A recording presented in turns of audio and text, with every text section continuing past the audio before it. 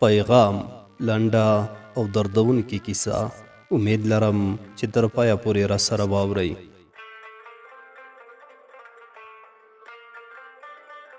هغه په خپل دفتر کې ناست و. پښې مخې ته پر پراته دفتري میز اچولې وې. عینکې پر پوزه نسکورې وې. څه یې له ځانه سره زمزمه کول چې د دفتر له دروازې یوه حسینه مېرمن راښکاره شوه. زر زر یې د ځان د راغونډولو هڅه وکړه.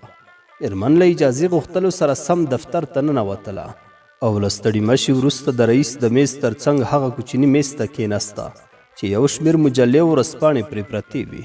مېرمنې یوه شېبه د ځان د بوختولو هڅه وکړه. په پرتو مجلو یې سره ګوتې ووهلې. یوه نیمه یې په منځ سره بېله کړه. لږه به د یوې نیمې په تصویر کې ورکه شوه. هغه لا د تصویرونو په ننداره بوخته وه چې رئیس د مېرمنې په ښکلا کې د خپل مفتون زړه نقصه لټوله. نظر یې د هغې په څېره کې ورک و. د مېرمنې د هوسۍ په شان سترګو، ښایست او ولول زلفو په خپله ساحرانه ښکلا کې د رئیس د نظر مرغه بندي کړی و. اوس هغه چالاکه او خبرلوڅ سړی نه و. رئیس لکه له تورې چونې جوړه شوې مجسمه پر خپل میز خاموشه ناست و. تا به ویل چې د خبرو کولو هنر یې د فکر او شعور له حریمه کډه کړې. هغه هڅه کوله پر خپلو شونډو د لمدې ژبې له راښکلو سره ځان بې فکره وښیي، خو د مېرمنې د ښکلا جادو هغه تر اغېز لاندې راوستی و. دا د حیرانتیا خبره نه وه چې یوه ښکلې مېرمن ولې د هغه دفتر ته راغله. دغه دفتر د مجلو ورځپاڼو د چاپ مرکز و. هره ورځ به یو شمېر مطبوعاتیان، لوستې نجونې او مېرمنې د نویو جرایدو او مجلو د ترلاسه کولو لپاره دغه دفتر ته راتلې. او د چا خبره چې یو مطبوعاتي ګودر و. د دغې مېرمنې ښکلا پر رئیس له حده زیات اغېز کړی و، ځکه خو یې اروا او خاطر په یوه نامعلوم حالت کې محوه و. رئیس له مېرمنې سره د خبرو د پیلېدا په نیت ستونی راښکه او ویې ویل: ځان خوشبخته احساسوم چې ستا په شان یوې قدرمنې مېرمنې زما دفتر ته تشریف راوړی. هر کله راشئ او ښه راغلی. مېرمن په قاتلانه مسکا وویل: د ژوند شېبې مو ډېرې ښه، ښاغلی اوسې. د رئیس روحیات لوړ شول. پوښتنه یې وکړه: څنګه مو دلته پیښه وکړه؟ 30 کلنې مېرمنې لکه چې نه یې غوښتل داسې پوښتنه ورنه وشي. په نیولې ژبه او له احتیاطه په ډکو حرکاتو یې وویل: ما دلته هو، هسې مې له مطبوعاتو سره مینه ده. ومې غوښتل چې که کومه نوې مجله یا جریده ترلاسه کړم. په همدې نیت دلته راغلم. د رئیس پر تندي خوښۍ غځونې وکړې. د ډېر ښه په ویلو د خپل میز روکونه سره کش کړل.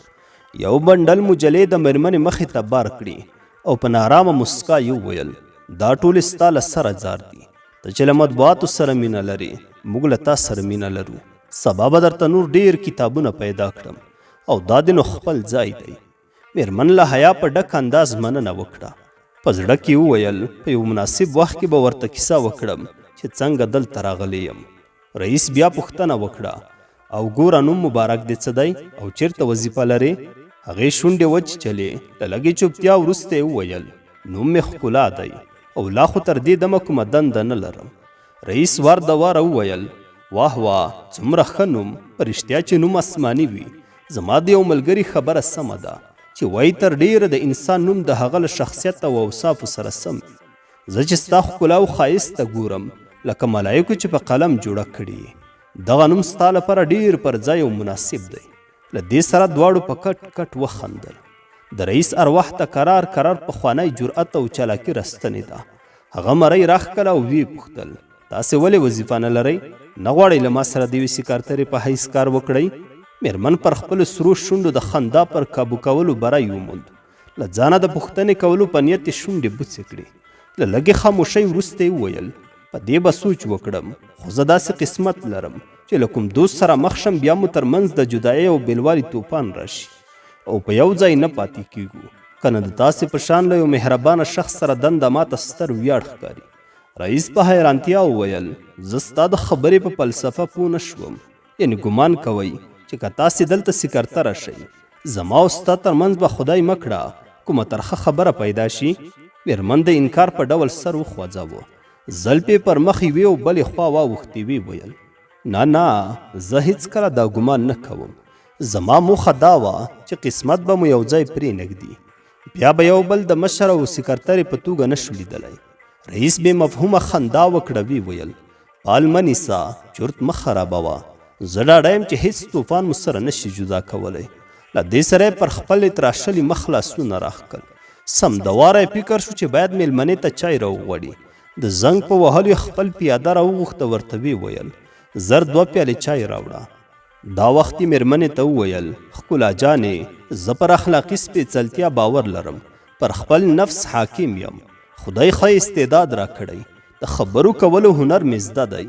که راپورې ونه خاندي ښکلي هم راباندې ډېر ګران دي. میرمن دا ځل د رئیس د تمې پر خلاف مسکی نه شوه. پر خپلو غټو سترګو یې د دفتر یو او بل کونج ته وکتل. داسې وښودله چې د رئیس له دې خبرې سره توافق نه لري او نه غواړي په دې باب له هغه نور څه واوري. رئیس چې د میرمنې حالت ته وکتل ډېر خفه شو. په زړه کې سودا شوه چې ګوندې خبره یې له خولې خرابه ووته. د زړه په ژبه یې ځان ملامت کړ. له ځان سره یې وویل دا مې څه بد وکړل. مشران رښتیا وایي چې اول خبره ژواب بیا یې کوه. رئیس هڅه وکړه چې د میرمنې پام په بله واړوي. نو ویې ویل وبخئ، واده خو به مو کړی وي. ښکلا له اوږده اسویلي سره وویل واده مې شوی و، خو قسمت رانه د ژوند ملګری واخیسته. رئیس د چوق چوق په زمزمه کولو وپوښتل ولې کومه ناروغي ورته پیښه شوې وه؟ ښکلا په سنجیده انداز وویل نه، دا اوږده کیسه ده. موږ په خپله خوښه سره واده وکړ. هغه د یوې کمپنۍ مشر و. د واده په لومړۍ اونۍ کې مو پرېکړه وکړه چې چیرته په سیل او سیاحت ووځو. د پسرلي موسم و. موږ د یوې ښکلې درې پر لور په خپل وړوکي موټر کې روان وو چې قسمت را باندې بخیل شو. موټر مو د غره له یوې څنډې سره وجنګېده. هغه چې موټر یې چلاوه سخت ټپي شو او شیبه پس یې زما پر زنګون د ټول عمر لپاره د دنیا سترګې پټې کړې. دا وخت د ښکلا پر اننګو اوښکې وڅڅېدې. رئیس مکاره خواشیني ښکاره کړه، خو په زړه کې څه و څه تېرول. له ځانه سره یې وویل زه به هم هغې ته ځان کونډ وښایم، خو دا کار چل غواړي. بیا یې وویل خدای ښه ښاپېرۍ په لاس راکړه. میرمن خپلې اوښکې پاکې کړې. د خپلې بکسې مزه یې سره یوې او بلې خوا کش کړل. په بکسه کې پراته کاغذونه یې سره ښکته پورته کړل. له حرکاتو یې داسې برېښېدله چې ښایي رئیس ته څه ورکوي. بیا یې په زړه کې څه وګرځېدل. ویې ویل زه سبا به سره وګورو، اوس یې وخت نه دی. د دفتر پیاده د شیدو چای راوړ. یوه پیاله یې د ښکلا او بله یې د رئیس مخې ته کېښوده او له دفتره ووته. رئیس سترګې پر دسمال پاکې کړي. داسې وښودله چې د میرمنې پر دردونکې کیسې پریشانه دی. خپل غږ ته یې لږ څه غمجن آهنګ ورکړ. ویې ویل ښکلا جانې ستا په کیسه کې زما د ژوند د راز تصویر پروت دی. زما د پریشانې اروا دردونه ستا د ژوند د کیسې یوه برخه ده.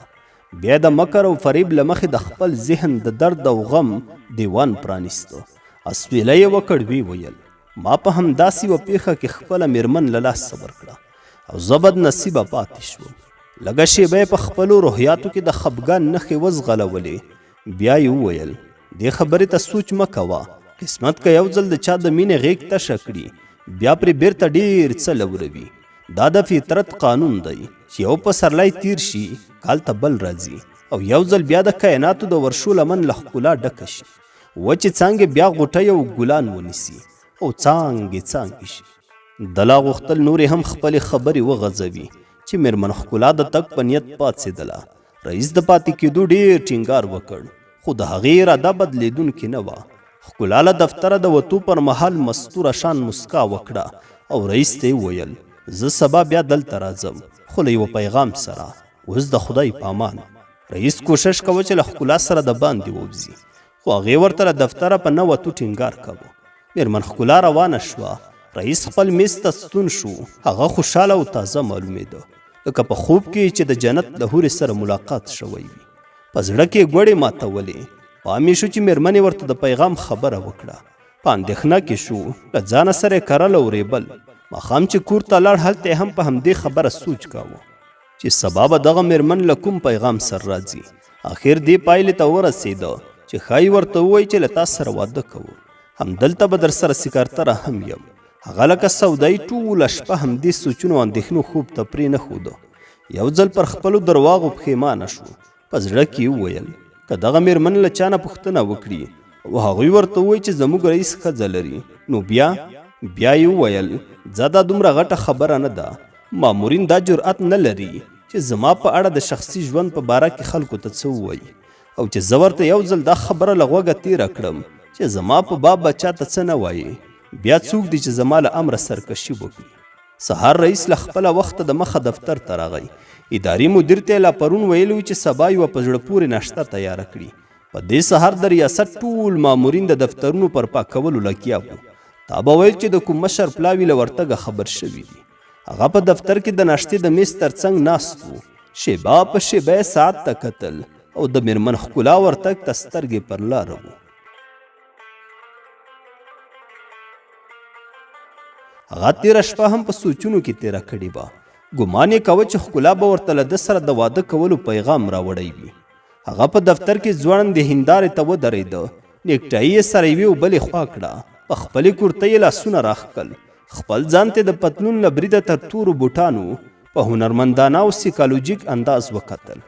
بیا یې میز ته منډه کړل. په کوټه کې د رمبیلو عطر وشیندل. شیبه پس په خپل میز کېناست.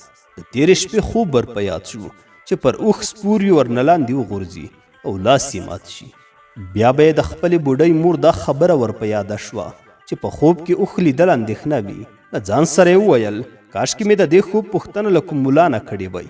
بیا به د ځینو خلکو خبره ور په یاد شوه چې که خوب له نیمې شپې وروسته ولیدل شي حقیقت دی، او که د شپې د لومړۍ برخې وي دا د شیطان وسوسې دي. دا وخت یې له ځانه سره خپلې مېرمنې ته کنځل وکړل. وی ویل ما دا د احمق لور ته وویل چې پاڅه ورلګید راوړه چې زه وګورم څو بجې دي. هغې راته ویل چې د لاسه مې نه کېږي. بیا به یې لاسونه د دعا په نیت پورته کړل. و به یې ویل یا خدایه ته وکړې چې خوب مې له نیمې شپې مخکې لیدلی وي. دا وخت یې د ښکلا دا خبره ور په زړه شوه چې د مسکا په ډک انداز یې ورته ویلي وو چې ورته پیغام لري. رئیس سمندر ته د څو ورځو راهیسې یوې مېرمنې ټلیفون کاوه چې ورسره مینه لري او غواړي له هغه سره واده وکړي. د سمندر ګمانو چې ښکلا به همغه مېرمن وي چې له ده سره په ټلیفون یې خبرې کولې. دا وخت مسکی شو. له ځانه سره یې وویل په خدای که بله خبره وي هغه به راته وایي چې زه در سره واده کوم. دا وخت یې شونډې وزبېښلې، خوله یې له خندا ډکه شوه. خپل اداري مدیر یې راوغوښته او ورته وویل چې یو چارک رنګین میټایي راوړه. بیا خپل میز ته خاموشه کېناست. ورته سودا پیدا شوه چې کله ښکلا سره کوژده وکړي او بیا یې هغه له مېرمنې خبره شي چاره به یې څه وي. لږه شیبه یې سوچ وکړ. په زړه کې ویل دا وړه خبره ده. د سمندر په غېږ کې په لکونو نهنګان پټ وي. د یوې بې اولادې ښځې پر خوله بالښت ایښودل څه غټه خبره نه ده. د هغې کیسه به یوې خواته کړم. ده لا دا سوچونه کول چې ښکلا د ریاست پر خونه راننوته. د هغې لباس له پروني سره ډېر توپیر درلود. ډېره ښکلې ښکارېده. رئیس ښه راغلاست شروع کړ. ښه شوه چې راغلې. دوه سترګې مې په انتظار څلور شوې. ستاسو لارې مې څارلې. مهرباني وکړئ د ناشتې میز ته تشریف یوسئ. هغوی دواړه د ناشتې میز ته کېناستل. ښکلا د شیدو پیاله خولې ته کړه. رئیس یې مخې ته د پسه وریته شوې غوښه وړاندې کړه. هلته مامورینو ته ویل شوي وو چې یو پلاوی راځي. د ښکلا په ورتګ هغوی ګمان کاوه چې همدا به د پلاوي مشره وي. ټول په خپلو دفترونو کې حاضر وو. د رئیس سمندر په زړه کې دا تلوسه وه چې اوس به نو ورته مېرمن ښکلا له ده سره د واده کولو خبره پیلوي. خو بیا د لیدلي خوب په باب د بد تعبیر کیسه ور په زړه شوه. لږ سره په چوکۍ کې راغونډ شو. بیا په زړه کې وویل خدایه کاشکې مې خوب له نیمایي شپې د مخه لیدلی وي. مېرمن ښکلا د چایو پیاله نه سکوره کړه. سمندر د چاپلوسۍ په انداز وویل دا دې څه وکړل؟ دا هر څه مې ستا لپاره تیار کړي دي. دا به خورئ صد به پکې نه کوئ. ښکلا د مننه په ویلو سره په دې هڅه کې وه چې رئیس ته خپل پیغام وسپاري. نو وی ویل ښاغلی رئیس صاحب ما پرون وغوښتل چې تاسو ته یو څه ووایم، خو شرم او حیا له دغه تکله واړولم. بیا مې تاسو ته عرض کړه چې سبا زه تاسو ته یو پیغام لرم. خو د دې ترڅنګ مې دا هم ویلی وو چې زما قسمت داسې دی چې کیدای شي ترمنځ مو د بیلوالي توپان کرښه راکږي. په هر صورت زه له تاسو ښه خاطره لرم. دغه پیغام چې زه له شرمه په خولې نشم ویلی په لیکلي بڼه به یې ستاسې حضور ته وړاندې کړم. خو که د ریاست ټول پرسونل دلته حاضر کړئ او پیغام د هغوی په مخ کې ترلاسه کړئ خوشحاله به شم. رئیس له خوښۍ په جامو کې نه ځایېده. په مهربانه لهجه یې وویل دا خو د خوشحالۍ کار دی. شرمېږه مه. که خبره زما او ستا ترمنځ وشي او بیا پرې مامورین خبر کړو ښه به وي. ښکلا په امرانه انداز د خپلو سترګو له حرکته 45 درجې زاویه جوړه کړه له رئیس د مخ په اړولو هغه ته وویل تاسې خپل مامورین راوغواړئ چې ټول په یو ځای خبر شو. رئیس ووت چې مامورین راوغواړي. ښکلا له ځان سره وویل څومره ساده انسان دی. شیبه پس ټول مامورین د رئیس دفتر ته ننوتل. ښکلا هر یو ته په مهربانه ښکلا ستړي مشي وویله او د هر یو یې ځانګړی هرکلی وکړ. لږه شیبه خاموشي وه. موسکا له رئیسه اجازه وغوښتله. له لږې چوپتیا وروسته یې وویل تاسو ته مو د دې لپاره زحمت درکړ چې ما غوښتل ستاسې په حضور کې ښاغلي رئیس صاحب ته یو لیکلی پیغام ورکړم. له دې سره یې په پاکټ کې بند مکتوب رئیس ته وړاندې کړ. د رئیس خوله له ډېرې خوشحالۍ نه ټولېدله. د وریځو په پورته کولو سره اداري مدیر ته څه وویل.